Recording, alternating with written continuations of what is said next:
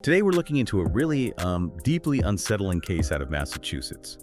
It's a story about how one individual's, well, frankly bizarre behavior spiraled into something truly horrific. We've gathered information from quite a few places for this one, Wikipedia of course, but also articles from Mass Live, True Crime New England, and some pretty detailed accounts from the Dark Down East and Mr. Bell YouTube channels. Yeah, and our goal here is really to, sift through all that, piece together the timeline, and understand the chilling progression. We're talking about going from some really strange, unsettling actions early on, right up to an absolutely devastating tragedy. And I think a big part of this is looking at the psychology, the unusual nature of those initial crimes especially. Okay, so let's start at the beginning. Daniel J. LaPlante. He was born May 15th, 1970 in Townsend, Massachusetts. His parents split up when he was young. His mom raised him for a while, then she remarried. And right from the start, there were struggles. Diagnosed with dyslexia, learning disabilities, ADD. Though, interestingly, he was involved in sports, like football and track, at St. Bernard's High School. Right, but those struggles, they seem foundational. LaPlante himself later claimed extensive abuse, sexual and psychological. He pointed fingers at several adults, his father, stepfather, even a psychiatrist. He alleged his father was the main abuser. When you layer that onto the learning difficulties, well, it paints a really unstable picture of his upbringing. And socially, he was definitely an outcast. Classmates, teachers, they used words like creepy, weird, loner. Neighbors, too, apparently. They found him strange, disturbed. Exactly. And a psychiatrist diagnosed him with hyperactivity disorder, noting, his behavior, his appearance, even lack of hygiene. But then there's this truly horrifying layer, the allegation that this same psychiatrist sexually assaulted him for over a year. It's just awful. And this wasn't just internal turmoil spilling out, oddly. The criminal behavior started young. By 15, multiple arrests, breaking and entering, burglaries, usually caught with stolen jewelry, money. Yeah, but it wasn't just theft, was it? That's what's so chilling early on. He escalated to what victims called mind games. Right, moving things around in people's houses, leaving objects out of place, even writing messages to deliberately scare them. It's like those mind games were practice, a disturbing kind of practice. It shows that psychological manipulation was there early, And that leads us straight into the 1986 Pepperell case, the Bowen family. Ah, yes. This part is incredibly disturbing. It started, oddly enough, with a phone call to 15-year-old Tina Bowen. He lied about his appearance. She met him briefly, was immediately put off by how unkempt he looked. And after that one brief, awkward date, his fixation just ignited. He started stalking her, and this is where his burglary skills came in. He broke into the Bowen family home, but he didn't just steal things, he moved in, hidden, within the wall. Within the walls? Yeah. How is that even possible? He found this incredibly narrow crawl space, reports say just inches wide, and he lived there for months. Some sources say over a year, maybe even longer. I can't even imagine. And the family, they started noticing things, right? Strange things. Oh yeah, hearing noises, things going missing, food disappearing, like a milk carton suddenly almost empty. He'd change TV channels, move things in Tina's room specifically. It must have felt like they were going crazy. Like the house itself was haunted or something. He played on that. The Ouija board incident, that's particularly cool. Tina and her younger sister Karen, who was only 9, they were grieving their mother who had recently passed away. So they try using a Ouija board in the basement, hoping for some connection. And when they ask, "Mom, are you here?" LaPlante, hidden right there in the walls, starts tapping. Yeah. He convinced these grieving kids their dead mother was talking to them. Just pure psychological manipulation. That's horrific. Yeah. And at first they thought it was comforting. Briefly, yeah. But then the tapping moved. Started happening in their bedrooms at night. Under the beds. In closets. Became terrifying. And when their dad, Frank Bowen, couldn't hear it, the girls got convinced it was something malevolent, an evil spirit that unleashed. The psychological pressure must have been immense. And it just kept escalating. Messages started appearing, scrawled on walls, in ketchup, mayonnaise, things like, "Marry me," or even more chilling, "I'm in your room, come and find me." And later, after the initial confrontation, Frank came back to the house to find absolute chaos, pennies glued to the ceiling, furniture stacked crazily, champagne glasses set out, and kitchen knives stabbed into photos of Tina and Karen, with messages scribbled above them, "I'm gonna kill you, Tina, I'm gonna kill you, Karen." Just absolute terror tactics.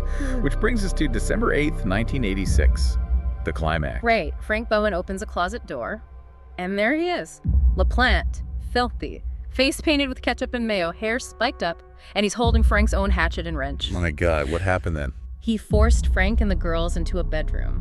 held them hostage. But Tina, she did something incredibly brave. She jumped out of second-story window, ran for help, called the police. Her quick thinking, honestly, it almost certainly saved all their lives. Amazing courage under that pressure. So the police arrived. They did. Searched the house top to bottom, the whole area, but couldn't find him. They did get the hatchet and wrench back, though. He just vanished. For 2 days. Then they found him, still inside the house, hiding in the walls again.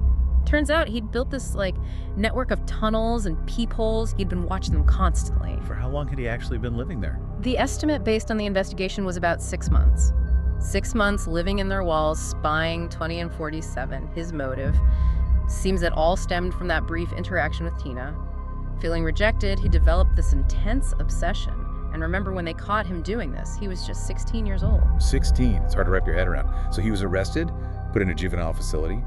But then, not even a year later, October 1987, his mother bailed him out. $10,000 bail. Yes, and that release, it set the stage for the ultimate tragedy. He was living with his mother and stepfather, but he didn't stop. Went right back to burglaries, stealing money, and crucially, guns. His stepfather actually found one of the stolen guns, and on November 16th, 1987, he broke into a specific house, the Gustafson home, stole valuables, a phone, cable boxes, coins. Okay, so he's escalating again. Yeah. And then, December 1st, 1987. Yeah, less than 2 months after getting out on bail, the Gustafson home again. Priscilla Gustafson, who was a nursery school teacher, and she was pregnant, she was found murdered. How was she killed? She was found face down on her bed. She'd been raped and then shot multiple times, point blank range, through a pillow. Oh, God. And it gets worse. He didn't stop there. He took her children, her 5-year-old son William, and drowned him in one bathroom. Her 7-year-old daughter Abigail, he beat her and then drowned her in a separate bathroom. Just unthinkable cruelty, just pure evil. Absolutely horrific. Priscilla's husband, Andrew, came home, found them, called the police immediately. And did the police connect it to LaPlante quickly, given the earlier burglary? Very quickly. The previous burglary, the stolen guns, it pointed right at him. When officers went to his house to question him further, he just bolted, ran off. So a manhunt started. A major manhunt. Police, dogs, helicopters, the whole thing. He fled on foot, then stole a van. He even briefly took a woman hostage at one point during his escape. They finally cornered him in air at a lumber yard. He'd threatened the owner, was found hiding in a dumpster. Just desperate at that point. So the trial moved pretty fast, relatively speaking. Yeah. October 1988, he was convicted for the Gustafson murders, sentenced to 3 consecutive life sentences. 3 life sentences, consecutive, meaning no chance of getting out, essentially. Well, that was the initial sentence. Years later, though, there was a legal development. Massachusetts passed a law allowing juveniles convicted of first-degree murder with extreme cruelty, which LaPlante obviously was, to seek parole after 30 years. So LaPlante had a resentencing hearing, March 22, 2017. Did anything change? The judge considered it, but ultimately reaffirmed the original sentence structure, 3 consecutive life terms. The practical effect was eligibility for parole, but only after serving 45 years, not 30. So 2032 at the earliest. 45 years. Still a very long time. And something really crucial came out during that hearing. A forensic psychiatrist had evaluated him. The finding: LaPlante showed 0 remorse for his crimes, absolutely none. In fact, the psychiatrist determined he was, and I quote, one of the most psychopathic inmates in the entire prison system. Wow, that's chilling. Psychopathic. It fits the manipulation, the lack of empathy. Exactly. It's not just being bad, it's a distinct personality disorder. Profound lack of empathy, guilt, remorse, often very manipulative. It tracks perfectly with his actions, sadly. He's currently held at MCI Norfolk in Massachusetts. He did spend time at ADX Florence, the federal supermax in Colorado, for a while too. Given the sheer strangeness and horror, it's no surprise the media has picked up on this case over the years. Oh, definitely. He's been featured on several true crime shows. Investigation Discovery's Your Worst Nightmare, Lifetime's Frogging, Hider in My House, another ID show, The Real Murders on Elm Street. The titles say it all, really. Bump in the night, footsteps in the attic, killer in the walls. Right, and that hider in the walls aspect, that's what really seemed to capture the public imagination, understandably. There was even a Lifetime movie in 2023, Boy in the Walls, which was loosely based on those crimes before the murders, focusing on that specific, terrifying method of invasion. So looking back at this deep dive, the trajectory is just staggering. You start with this deeply troubled kid, alleged abuse victim, who then becomes this incredibly manipulative stalker, literally living inside a family's home. and then escalates to becoming a brutal triple murderer. It's horrifying. It truly is, and it forces you to think, doesn't it, about the hidden nature of obsession, how dangerous it can be, and critically, about listening to those gut feelings, those warnings, even when the situation seems too bizarre to be real, like the Bowens initially experienced. Yeah, the sounds they heard, the things moving.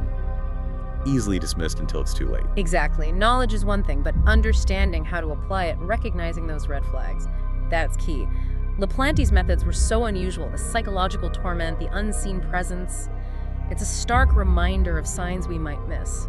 It also highlights incredible resilience, though. Right. Like Keena Bowen's actions, facing that terror and still managing to act decisively. Absolutely. Her courage is a crucial part of this story. But it leaves us with some heavy questions, I think. For you, listening, when you encounter something that just feels wrong, something unsettling that maybe defies easy explanation, how do you process that? How do you figure out what's real versus what might just be a fear or, trying to rationalize something away? And what responsibility do we have maybe to look closer at those things that seem truly disturbing, even if they're hard to believe?